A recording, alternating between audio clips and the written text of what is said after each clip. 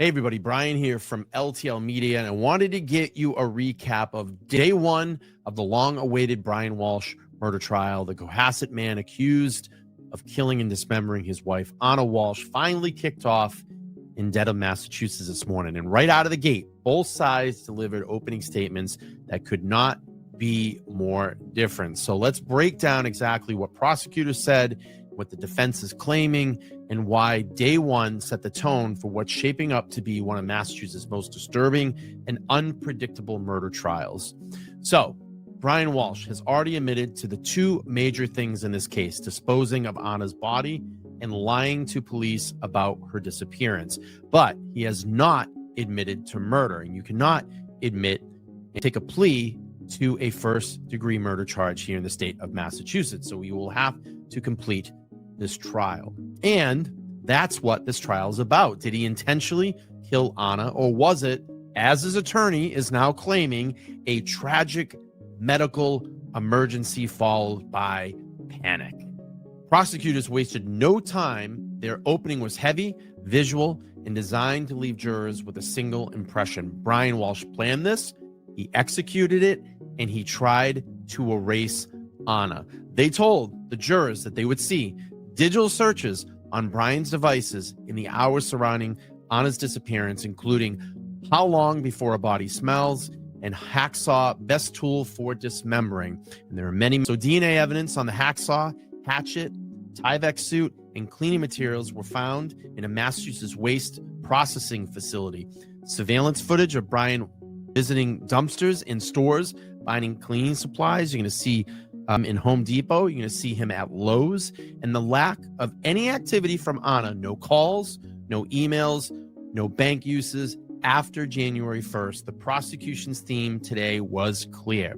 They say Brian didn't panic after Anna died. They say he created a plan, followed through with it, and tried to outsmart police. And with no body ever recovered, the Commonwealth is building its case on circumstantial evidence, but a lot of it. Then came the defense, and their vision of the events was the exact opposite. Brian's attorney told jurors Anna was not murdered. He claimed that Anna suffered a sudden, unexpected medical event, collapsing and dying in bed after New Year's Eve celebration. It's funny that this theory came up, because if you go back and watch some of my previous Brian Walshe videos, this was a theory, one of the theories that I had come up with.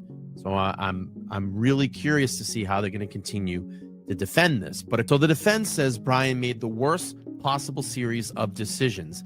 He hid her death, disposed of her body, lied to police, but he did not kill her. This is the strategy. Admit to everything except the actual murder. And the defense says that the digital searches, the most damning part of this case, were all happening after he discovered Anna was already dead.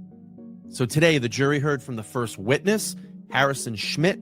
He is a police officer with the Cohasset Police Department. He was the lead investigator who handled the missing persons report back in January of 2023. Jurors listened to the recordings of Brian's initial interview. In them, he tells police that he had no idea where Anna is, denies hurting her, and claims she left early for a work emergency in Washington, D.C. But prosecutors highlighted something important. That work emergency never existed. Anna wasn't called to D.C., she didn't arrange travel, and she didn't message any of colleagues or friends. And investigators say Brian's timeline had gaps and contradictions right from day one. So what we saw today was both sides framing their entire case. The Commonwealth, a calculated killing followed by a cleanup operation. The defense, a sudden death followed by panic and terrible decisions. Brian has already admitted to the shocking parts to dispose, the lies, and the cover-up. But the question now is, can the defense convince the jury those actions came after Anna died naturally, not because Brian killed her? Because if the jury doesn't buy that explanation, guess what? Then it's murder.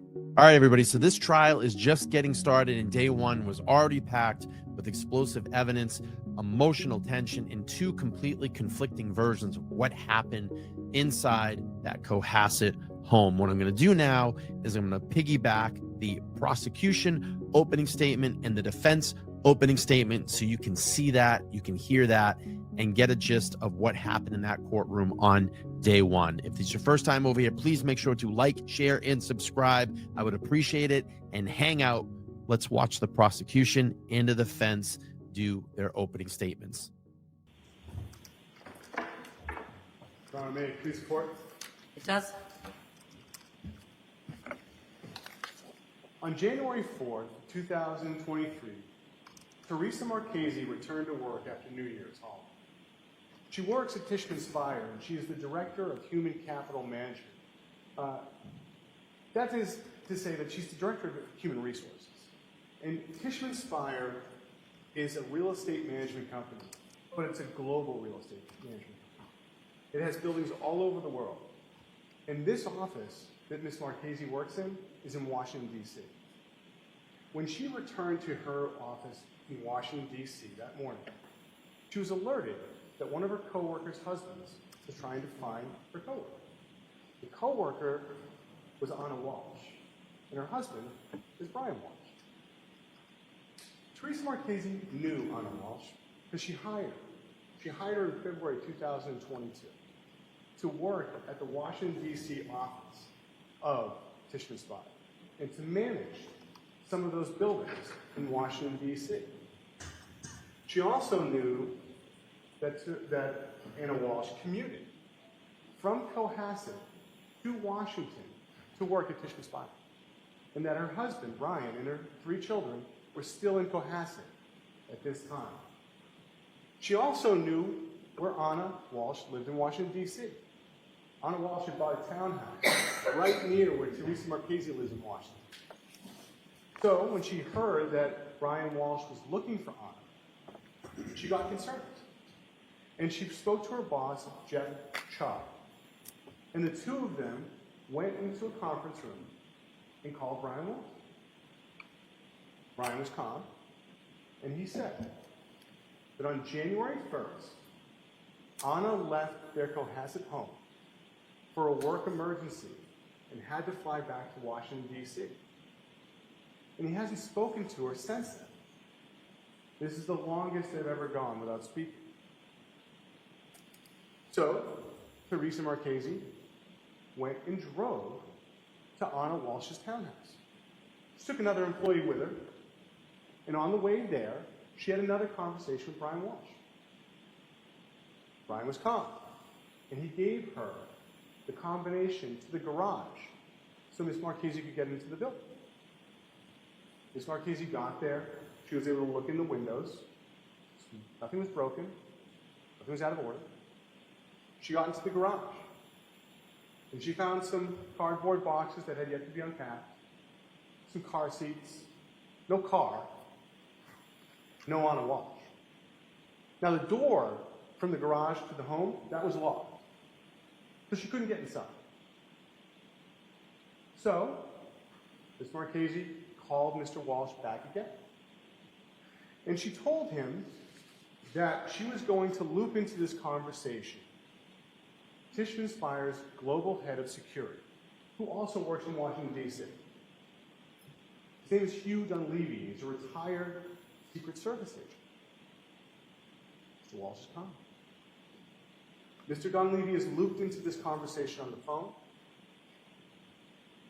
and Mr. Walsh's demeanor changes. He becomes very upset.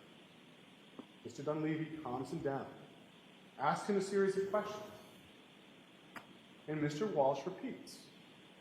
Anna left the home in Cohasset on January 1st to come to Washington, D.C. for a work emergency.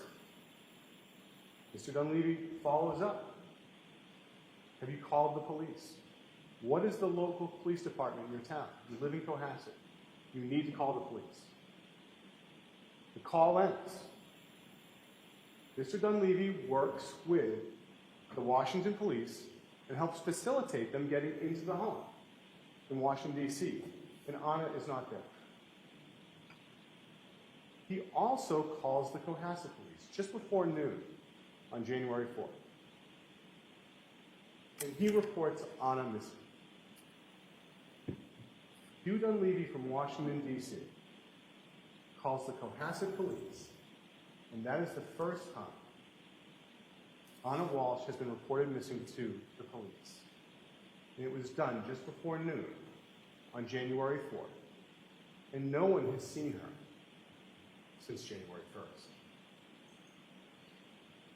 Over the next few weeks, it'll be the honor of Ms. Cusick, Ms. Yaz, and myself to represent the Commonwealth. And in that time, we will prove the defendant guilty beyond a reasonable doubt of the premeditated murder of his wife, Anna Walshe. And we're going to do that by presenting evidence to you. And evidence will come to you, as Her Honor pointed out, in two different forms. One is kind of tangible. You'll see photos of the family home in Cohasset at 516 Chief Justice Cushing Highway. You'll see videos from different stores. You'll see Anna Walsh's banking records. You will also see objects, like a Tyvek suit, like a hatchet, like a hacksaw. Now, in addition to those objects, you will hear from witnesses. Witnesses like Teresa Marchese and Hugh Dunleavy, who I just mentioned. You'll also hear from a group of witnesses that are Anna Walsh's friends and colleagues. They will tell you that Anna was 39 years old in January 2003. She was married to the defendant. She had 3 children. They'll tell you that she was a Serbian immigrant, that she came to this country and began working in the hospitality industry by working in hotels in Washington and Massachusetts, and that she transitioned to real estate. She got the opportunity to work for Jem Mutlu, who had his own real estate company. She actually wound up running that company for him. That was until February 2022, where she got what Brian Walshe would refer to as a dream job, where she got to work for Tish Inspire. And she would make more money than she had ever made before in her career.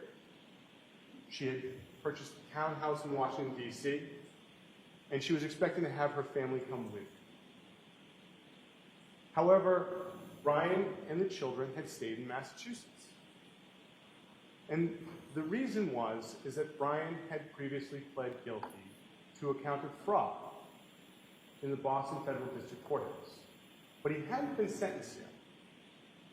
Now, he was accused of owing over $400,000 of restitution. At this point in time, Anna was the breadwinner for the family, and she had moved to D.C. She was still commuting back and forth, but looking to have the family join her in D.C. And Brian, too. However, when she bought the townhouse, she did this with the aid of a real estate agent by the name of William Fastow. She was introduced to Mr. Fastow from her former boss, Jem Mutlu. Mr. Fastow will testify. And he will tell you that they became friends, and that friendship became romantic. And that carried on into November of 2022, when Anna needed to go visit her mother, who was sick back in Belgrade, Serbia. Anna flew to Dublin, Ireland, the weekend of Thanksgiving, and Mr. Fastow joined her for that weekend. She then flew and visited her sick mother in Serbia, and then would return back to the United States. Mr. Fastow, after Dublin, would go back to Washington, D.C. But Anna missed Thanksgiving with Brian and the children. And then on Christmas Eve that same year, Anna went out to dinner with Mr. Fastow. They went out to dinner in Annapolis with another couple. And she stayed the night. And she was supposed to get a flight out on Christmas Day. But she couldn't get a flight. So she had to drive up from Washington, D.C. to Cohasset. And she missed Christmas Eve and most of Christmas Day with Brian. She would fly back to Washington, D.C. And on December 29th, she would go to dinner with one of her friends, who will testify before you. And that friend will say that she was uncharacteristically tired and emotional. You'll also hear from a series of witnesses that dealt with Anna Walshe right before New Year's.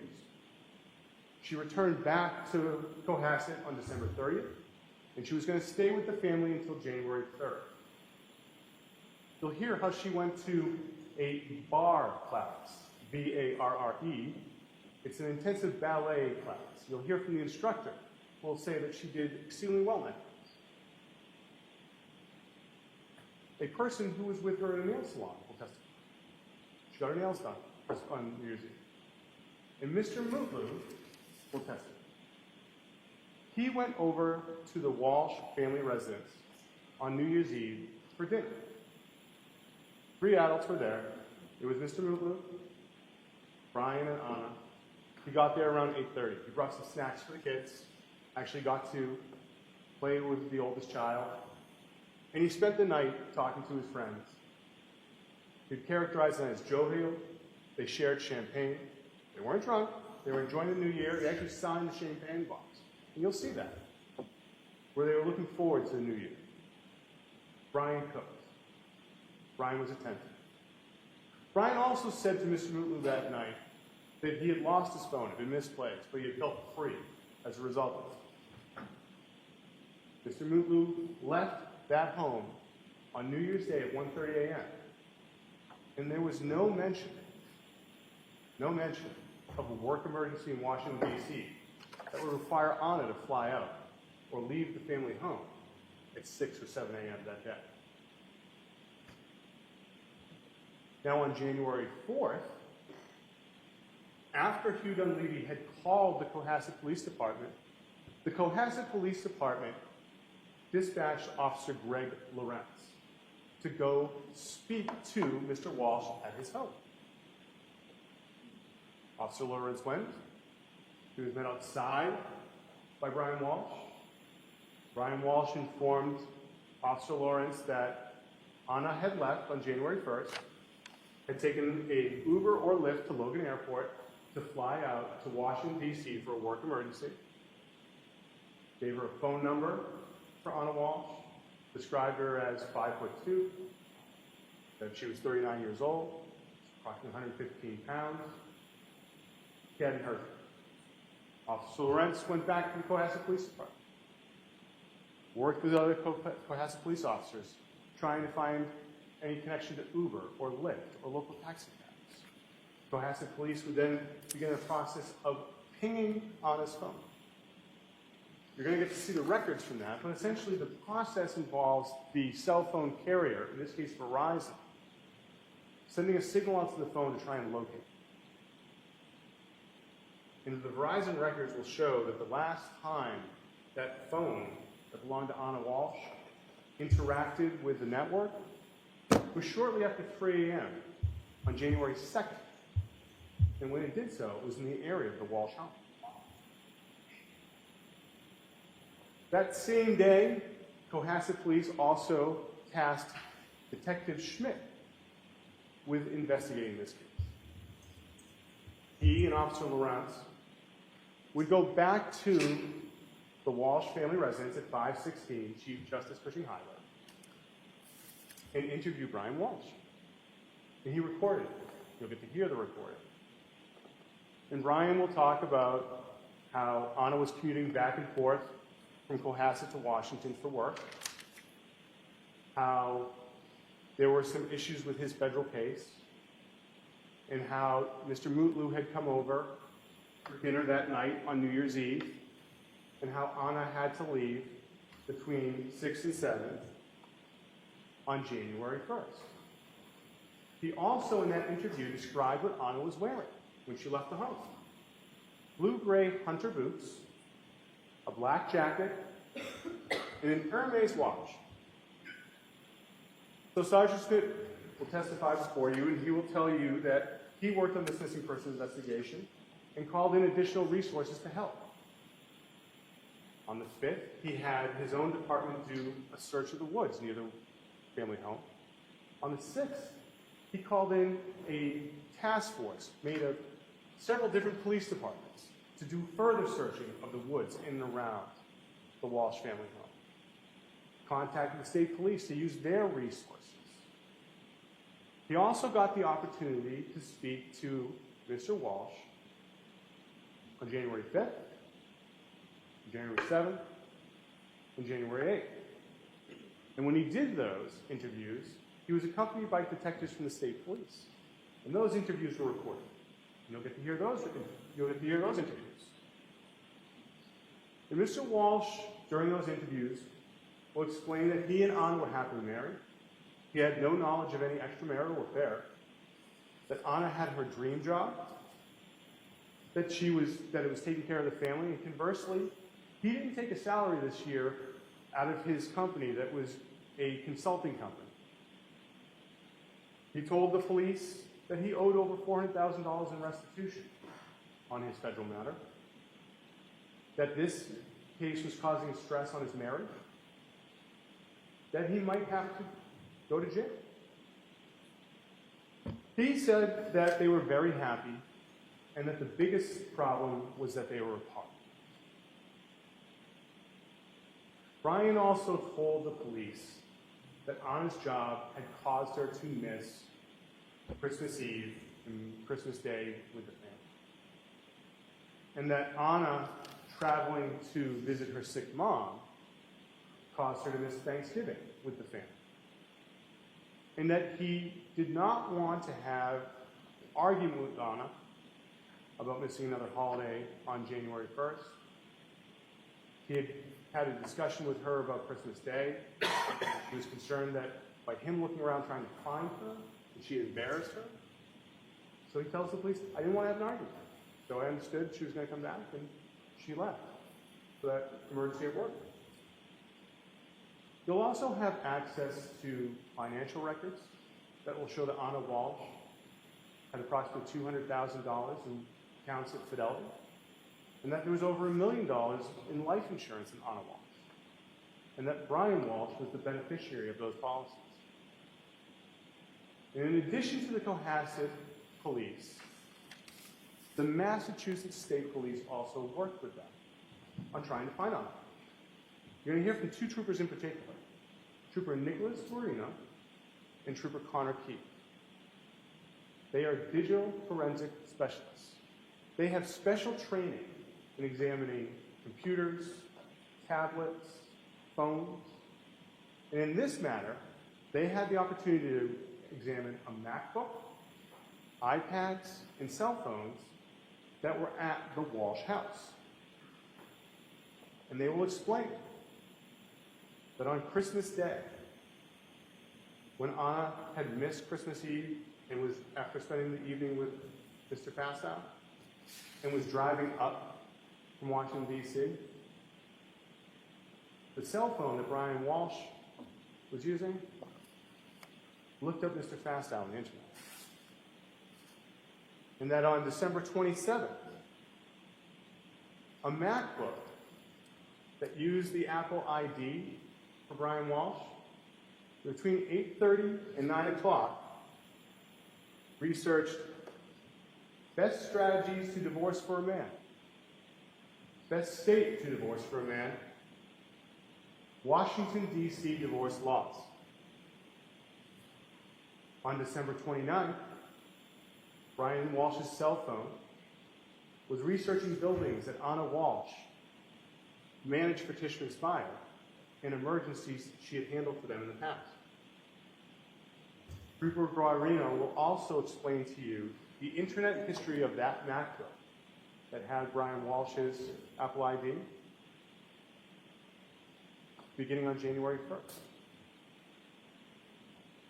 At 4:54 a.m., the MacBook searched best way to dispose of a body, and then went to similar websites for more than an hour.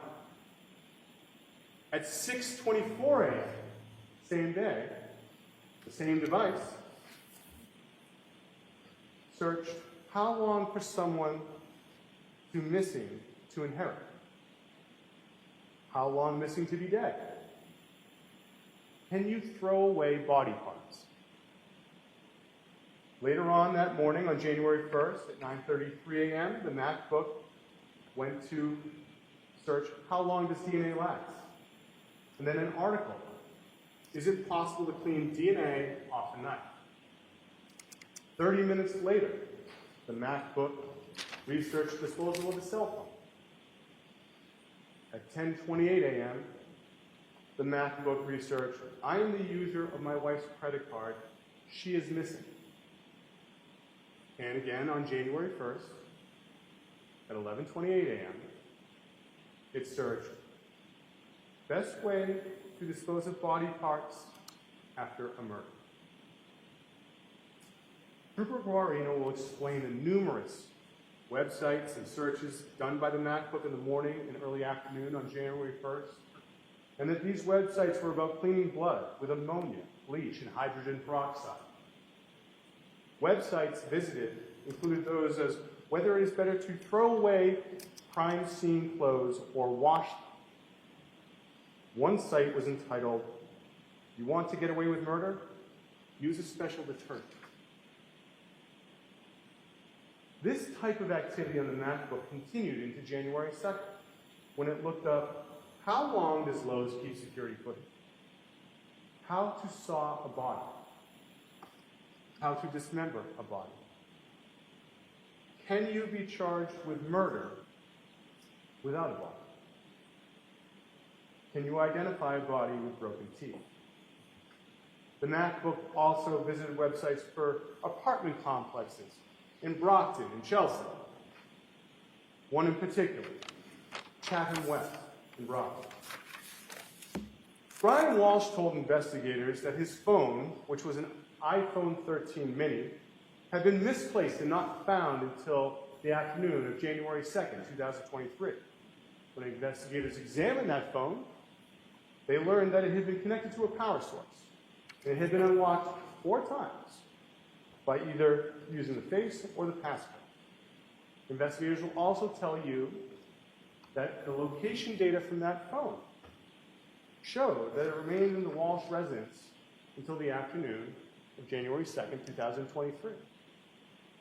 However, there was another phone in the Walshe residence, an iPhone SE, which belonged to one of the children. When investigators examined the location data from that phone, they found that on January 1st, the phone traveled to a Walgreens in Cohasset, then to a liquor store nearby the defendant's mother's home, an apartment complex in Swampscott, to a CVS in Danvers, to a Lowe's in Danvers, and to a Stop and Shop in Swampscott. You will see the surveillance video from those stores. You will see the video from Walgreens, where a white man with dark hair using a credit card buys Band-Aids and antibiotics. You will see on the surveillance video at the CVS in Danvers that a white man with dark hair, now wearing a mask, buys hydrogen peroxide using cash. You will see the surveillance video from the Stop and Shop in Swampscott, where a white man then goes buys ammonia with cabbage. And you'll see the surveillance video from the Lowe's in Danvers, where a white man wearing a mask and dark hair buys several items that cost more than $400 using cash, including a Tyvek suit and cutting instruments such as shears, snips, and a hacksaw.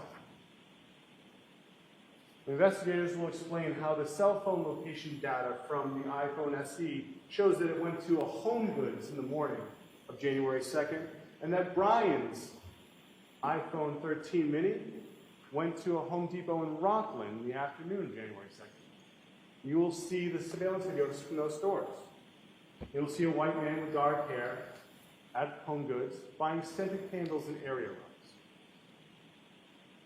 And you'll see a white man with dark hair at the Home Depot buying more cleaning supplies. 20 pounds of baking soda, mop, buckets, and a hatchet. The investigators will also explain to you that Brian Walsh's cell phone on January 3rd was located near apartment complexes in Brockton. You'll see the surveillance videos from some of the apartment complexes, including one of Chatham West. You'll see someone going to the dumpster and then leaving.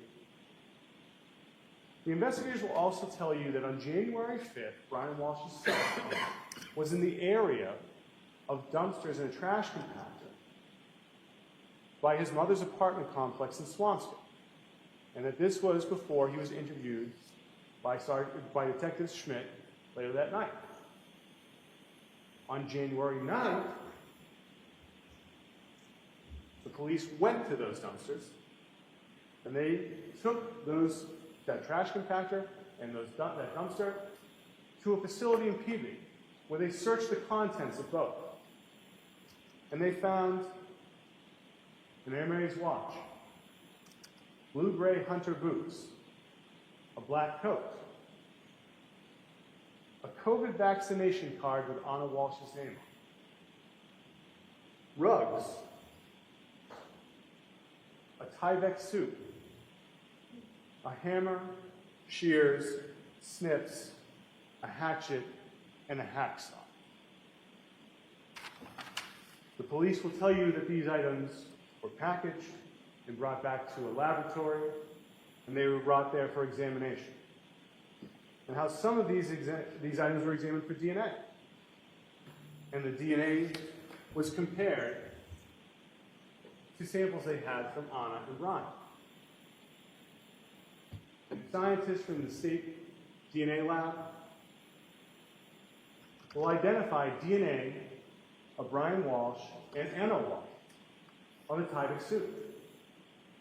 They will explain that Anna Walsh's DNA was found from items in the dumpster, including drugs, the hatchet, and the hacksaw. Jem Mutlu said goodbye to Anna Walsh about 1 o'clock, 1:30 a.m. on New Year's Day. When he left, she was home, she was alive, she was with her husband. No one has seen her since her husband said she left on January 1st. She has not accessed her finances, her email, her phone has made no calls, and no one has found her body. During this case, we ask two things. The first is that you keep an open mind. Do not rush to judgment, but instead, see how all the evidence fits together. Pay careful attention to the timing of certain events. And second, use your common sense. Don't leave it home. Bring it with you here as you make your examination of every piece of evidence. And at the end of this trial, we will speak to you one more time. And it is at that time we will ask that you find the defendant guilty of murdering his wife with deliberate premeditation. Thank you. Thank you, 88 Connor. Jurors, why don't you take a break and stand up, shake a leg.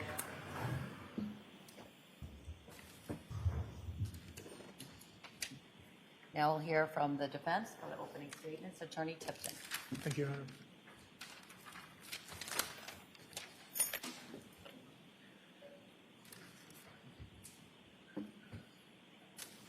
Brian Walsh lied to the police.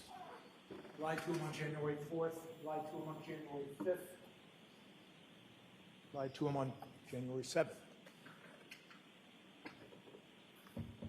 Brian Walsh went to Lowe's and bought tools. Brian Walsh went to Home Depot and bought tools. Brian Walsh, beginning about 4:54 a.m., began a frantic and tragic search that you will hear about. You'll hear the evidence of that. You will hear evidence that those searches evolved from how best to dispose of body to even darker subject matter. As he wrestled with the fact that Anna Walsh was dead.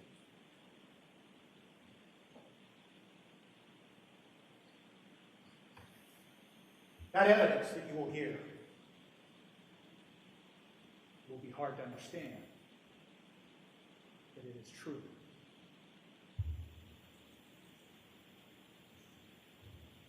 On January 1st of 2023,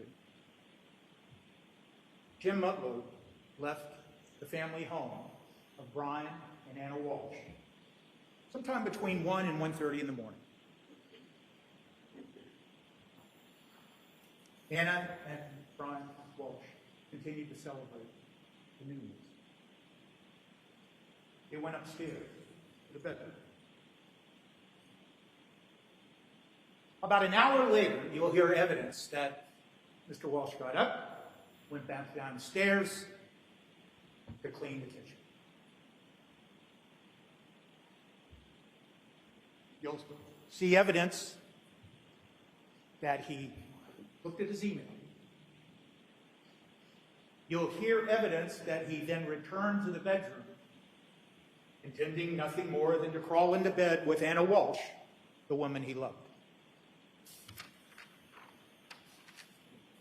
When he entered the bedroom and began to get into the bed, he sensed something was wrong. You will hear evidence that it made no sense to him. But he nudged Anna, his wife. She didn't respond. He nudged her again, a little harder. She didn't respond. He nudged her now in a frantic and panic reaction to where she actually rolled off the bed. You'll hear evidence that now he is panicking and he doesn't understand what has happened and what is happening. It didn't make any sense to him.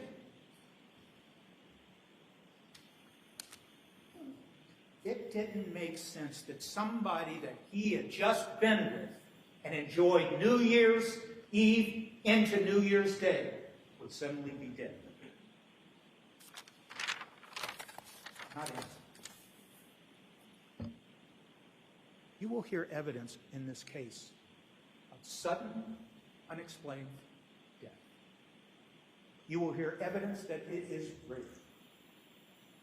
You will hear evidence that it happens in young people and old people. You will hear evidence it happens in male and female. You will hear evidence it happens during the day and during the night, that it happens to trained athletes. You will hear evidence that it can be the result of both mechanical and or electrical problems within the body. You will hear evidence that it might be cardiovascular, pulmonary, neurological, or other reasons.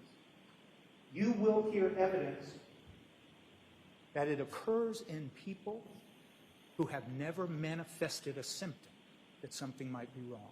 And in fact, you will hear evidence that sometimes the first manifestation that something is or was wrong with someone is the sudden, unexplained death. That's the evidence you will hear in this case. Sudden, unexplained death is known within the medical community and the forensic community. But it is to this day not well understood, and that is the evidence you will hear. And it is not well known to non-medical professionals. And you will hear evidence Brian Walsh never imagined somebody suddenly died. 1 hour he's with her, he cleans the kitchen, he comes back up, and she is dead. You will hear evidence in this case that Brian Walsh and Anna Walsh loved each other. Yes, there was stress in the marriage. Stress born out of a simple problem that took its toll. And that's the pending federal case that had begun in 2018 and was still going forward. And what happened was, over time, Anna Walsh got a job in D.C. with the support of Brian Walsh. It was a huge stepping stone in her career. It paid twice the salary. And they talked about it. And you will hear evidence that they had to make a decision. Brian could not leave Cohasset because of the pending federal case. So who would take care of the children? While Anna worked in D.C., Brian would. And he did. There was stress in commuting back and forth between D.C. and Cohasset.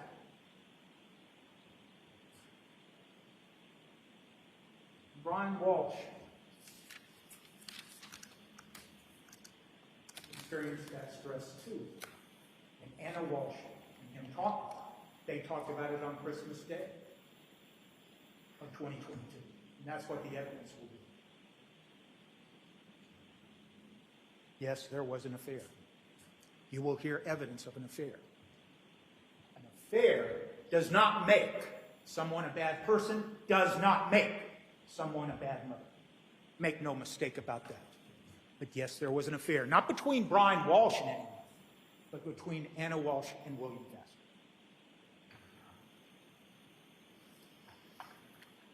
The evidence in this case will be that Anna Walshe did everything she could to hide that affair.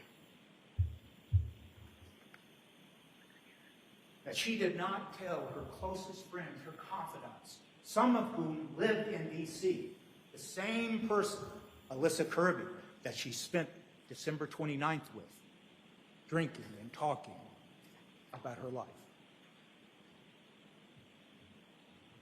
She hid the affair.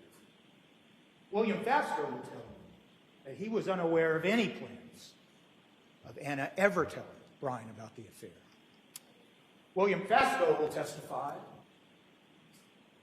that they behaved differently in public in D.C. to make sure there was no appearance of the affair.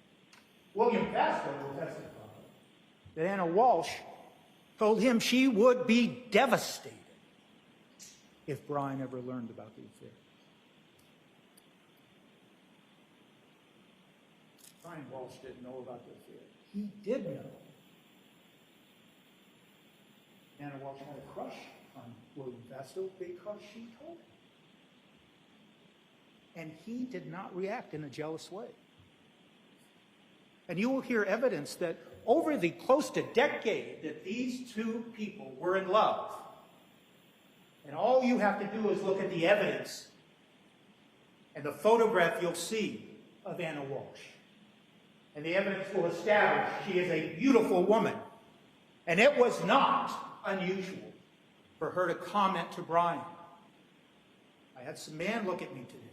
I think he liked her. That didn't upset Brian, not over a period of 10 years. And when she told him that she had a crush on William Fastow, the man who had sold them the $1.3 million townhouse in D.C., it didn't upset Brian. He trusted her.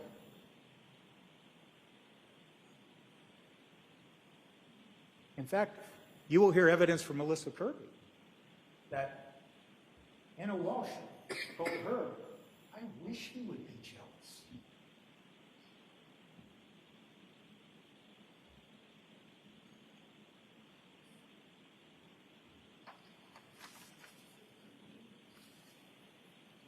You will hear evidence that there was no financial issues or problems.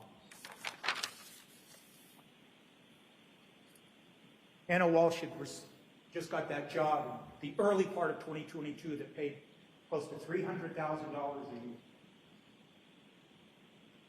They owned that townhouse in D.C. It was worth over $1 million.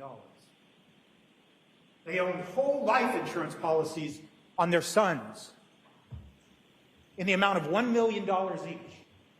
Whole life that you will hear you can borrow against if you need cash. You will hear evidence that Brian Walsh's mother gifted them money, and actually you'll hear from the landlord of the home that they were living in at the time that Brian was living in, taking care of the 3 boys while Anna worked in D.C., that it was his mother who was paying the rent, because that's what grandmothers do. There was no financial problems here. They owned investment property in Massachusetts.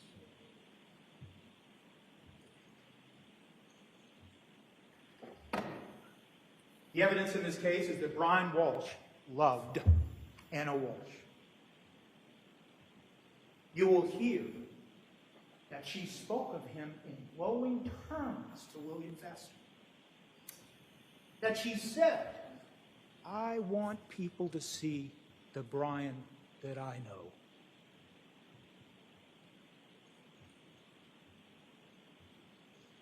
You will hear how she talked about her relationship with Brian with Alyssa Curry. And notwithstanding the fact that Anna Walshe was having an affair, she described their relationship as open and honest. He believed their marriage was open and honest because he loved her.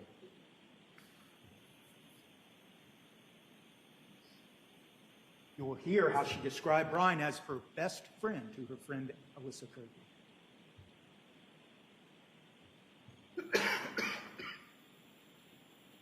You will also see evidence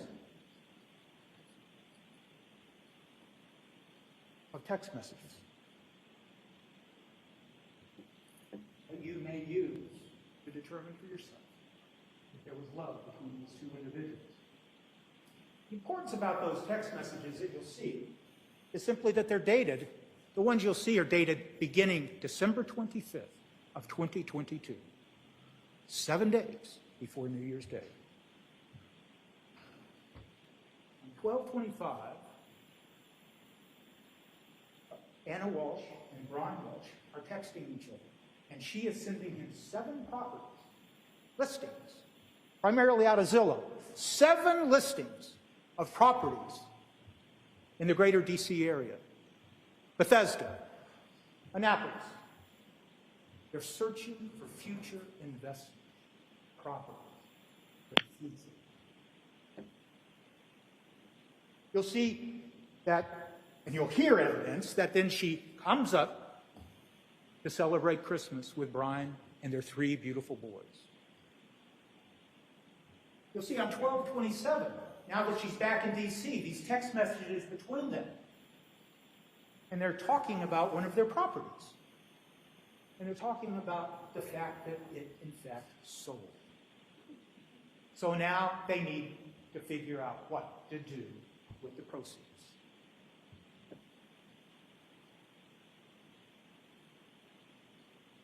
You'll see on 12/28, text exchange between Brian Walshe and Anna Walshe. Now, she's back in D.C. She's not feeling well. She's telling Brian, "I don't feel well. So I'm going to stay at home and work at home today in D.C." And they joke. And on the text, Brian says something like, "Well, I guess I'll have to get you a plunger." Anna responds, "I'll tell you what. I'll buy the plunger. You buy me that Porsche."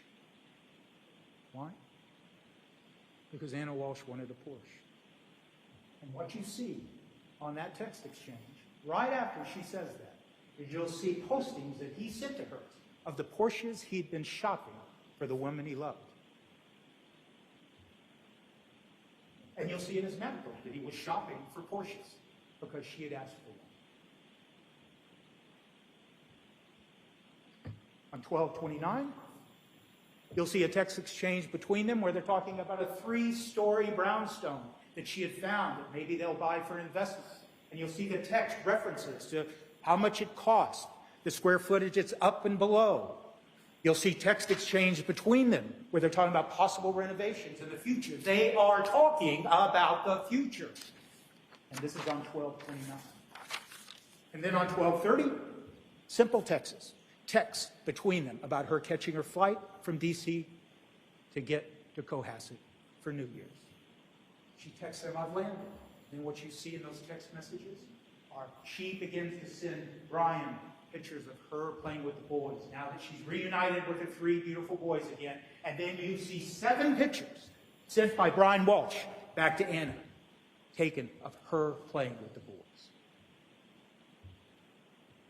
And how do they sign off these texts? You'll see them. Brian says, "Love you." And Anna Walshe says, "Love you too."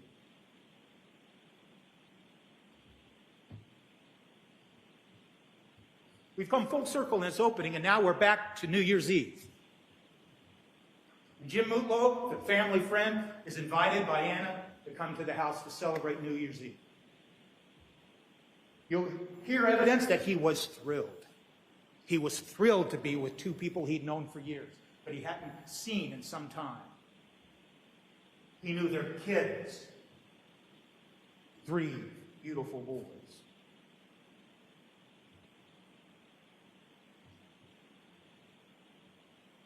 He'll describe how when he drove up in the driveway, Anna Walshe ran down the driveway in her heels, no coat, on a cold winter day to hug him. And then what happened? They all went into the house. And what was occurring in the house? Brian was cooking New Year's. He was feeding them as they all talked for 4 to 5 hours. And what were they talking about? They were talking about the future. They were talking about investments. Anna Walshe told a story about how Brian had found a ring for her and the whole adventure of finding the ring and buying the ring. She talked about it in glowing terms when she talked about how Brian did that.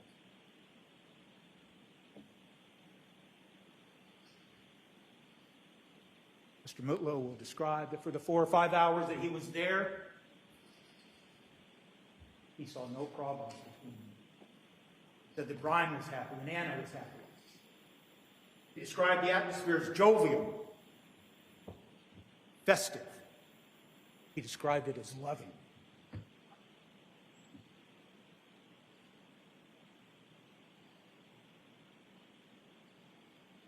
As adults do for New Year's Eve, they celebrated with wine and champagne. You will have that box, or at least photographs of that champagne box, where they signed it. And what Anna signed on that box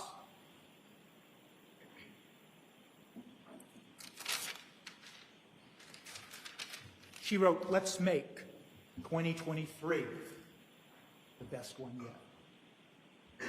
She went on to say, courage, love, perseverance, compassion, joy, and signed it, love, Anna. Nothing was more important to both Anna and Brian but those 3 beautiful boys. They had talked about the problem of the federal case. It was stressful. When you heard in the Commonwealth's opening the reference to a divorce search, please understand that the other evidence will be that that singular search occurred between conversations between Anna and Brian about the sale of their property. You'll see that that search occurred about 8:30 on 12/27. And why is that important? The evidence will show that the only time Anna Walshe talked about divorce with William Fastow, she talked about it in terms of Brian and I attempting to preserve the family assets. Why is that important? Because yes, there was $400,000 of restitution that was going to come due. And yes, Brian may have had to go to prison for some time. And what did that mean? It meant that there was going to have to be arrangements, not just to pay the money, which wasn't going to be a problem, but the boys had to move up to D.C. because Brian could no longer take care of them. And there would be all that added expense. And they went so far as to talk to Robin Howe, their nanny, their babysitter, and asked her if she would consider moving up. So there were expenses. So when you talk about preserving the family assets, you have to decide, how is it that I make sure, how is it, as Brian Walshe will tell you, how is it that I make sure that my wife and my 3 sons are financially secure if I have to go to prison for a day, for a week, for a month, or for years? That's what they were talking about. And in all of the other digital data that the Commonwealth has been poring over for 2 years, you will not hear evidence of any other conversations about divorce. And you won't hear it from William Fastow. In fact, William Fastow will tell you He had resigned himself to think Anna Walsh was never going to leave Brian, father of their children.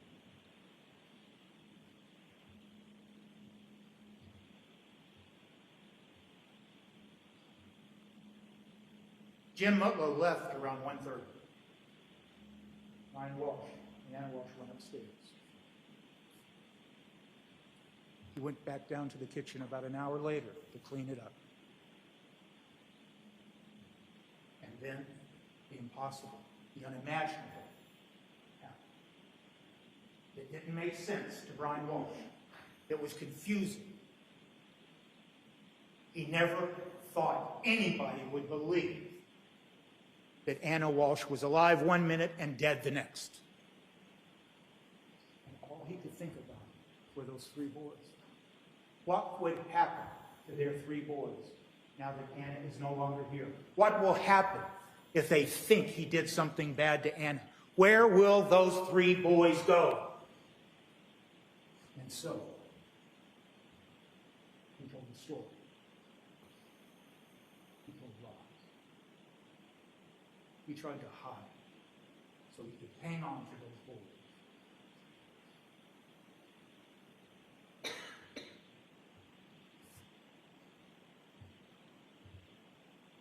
Brian Walsh never killed him. Brian Walsh never thought about killing him.